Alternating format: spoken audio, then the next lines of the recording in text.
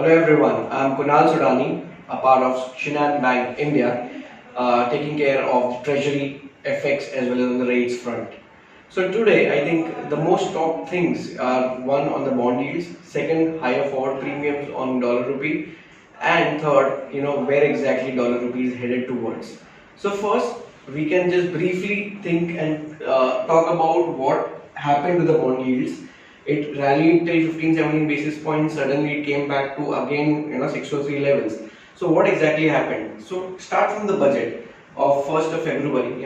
The basic intention of government is to have a proper borrowing program, and to battle COVID we need to have raise more funds. So that is the basic lay idea of borrowing funds. So basically government issues bonds, one, simple to raise money. Now the bond yield and price obviously have an inverse relationship, but just giving a basic before we go into the nitty-gritties. Now what happened on the budget day? On the budget day, government announced a borrowing plan of 12.06 lakh crores, which was much higher than what was expected by the market.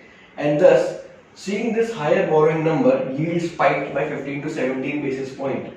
So it went as high as 6.7, 6.17, 6.20 odd levels, 10-year GSEC. By yields I mean 10-year GSEC.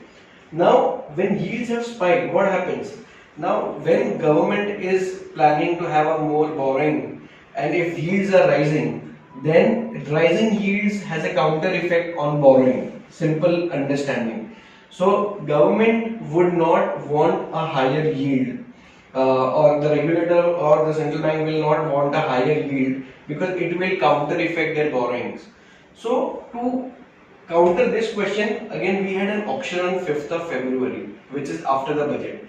This RBI auction was for 31,000 crores. Now because the yields were already spiked up by 15 to 17 basis point, RBI decided in short to not continue with the RBI auction, and only RBI accepted 180 crores worth of the securities. Why? Because again, as I said, yields were higher and RBI may not be interested towards that. Now because higher yields are concerned, now what to do? Then RBI thought, okay, let's go for an OMO where we will give ample liquidity to market, soften the yields. And after that, they announced a 20,000 crore OMO, open market operations.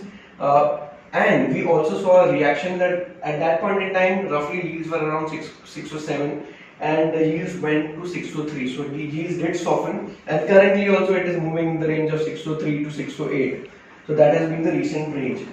Now, the other thing I want to highlight is tax collections are down, disinvestment targets are down, and obviously we are focusing on growth, and thus obviously borrowing has to go higher. But impact on yields going right is counter affecting the plan of the government to support growth. So this is the scenario of what exactly is going in the bond market. Now coming to the FX side. First, talking straight away about the forward premiums. So I think the forward premiums in the last 3 years have never reached these levels of around 5.15%. That is 1 year forward premium I am stating, where RBI has been seen quite active in terms of intervention via forwards, because it instills liquidity at a future date. So simple understanding of forward premium and why forward premium is rising, because dollar rupee is at a current juncture at a very crucial level of 70 to 80, 70 to 90 zone, where the recent low we saw had been 70 to 76. So a break of those levels can obviously take dollar rupee towards the left, towards maybe 70 to 40 odd levels. The view of dollar rupee, the primary trend still continues to remain down. Immediate support obviously comes at 70 to 75, which RBI has been. So if you see the last couple of sessions, trading sessions, there has not been volatility at all. It's dry. So because somewhere RBI is standing at certain levels, I'm not saying they're trying to curtail or protect any level, but that remains a crucial level, because there could be several stop losses and a trigger could take it at least 30-40% down towards 70 to 40 odd levels. So they have been intervening via forwards. Now RBI is also facing problems on the bond front to soften the yield, so they also entered with the OMO on the yields front. So they are managing both FX rates as well as yields. All three have been, they are trying to manage at a single hand. Talking about forward premium, the last forward premium, the highest forward premium, the recent last was around 5.36 in around 2016, and now we have seen levels of around 5.15, 5.17 1 year forward premiums. So it is also counterplaying RBI again because exporters are having a very good carry, because such kind of forward premiums are quite attractive for carry traders. So recently, if you see, the range has been 70 to 80 to 70 to 95, 96. It has not been able to even break 73 because a lot of carry traders are being finding this level of 12-month forward premium quite attractive. Thus, it has been stuck in this 20 paisa range for maybe a couple of trading sessions. As I said, trend remains down. FPI and FDI inflows in our country has been robust. Globally, equities have been rallying. Risk-on scenario continues even at this point in time. Bond yields not only in India but even globally. If you see 10-year, USD, that has also rallied till around 1 levels of above 1.16, 1.17 levels. So all in all, yields have been moving right. Riskier assets are getting more space now. Even if you see cryptocurrencies like even Bitcoin, or to name others, there are several others who have joined the bandwagon. They have also been rallying because risk-on scenario creates more money flowing from the non-risky assets to the risky assets, which have been happening the case. And if we see, Nifty has also touched around 15,200. That's the reason, because of the risk-on rally which is happening, and the budgets were also cheered. Bond markets were ignored, and the equity markets got the rally which was required.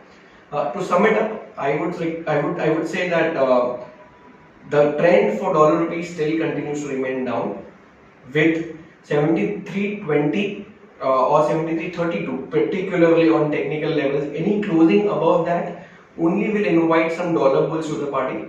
Apart from it, the trend continues till that point towards 72.40. Time will tell. Dollar index is also playing a very crucial role. So dollar index did try to reach 91.60, 91.70 in last couple of sessions, but that got ignored, and it went below 90 half once again. So it can test 90 levels, and a break of it can also take it towards 89.35, 89.20, the recent lows. Playing level by level definitely remains important. For an importer, I think hedging at current juncture remains an advisable option, but a scattered hedging will always be a preference. And for an exporter, I think if it breaks above 71.20, they should start some portion, because the attractive forward premiums will at least give them some cushion. So that's all from our side on the rates front as well as on the FX piece. I hope this has been enlightening and some help to all the market participants who have been watching us. So thank you from Shinhan Bank, thank you from Kunal Sudani. Thanks a lot. Hope you enjoyed this.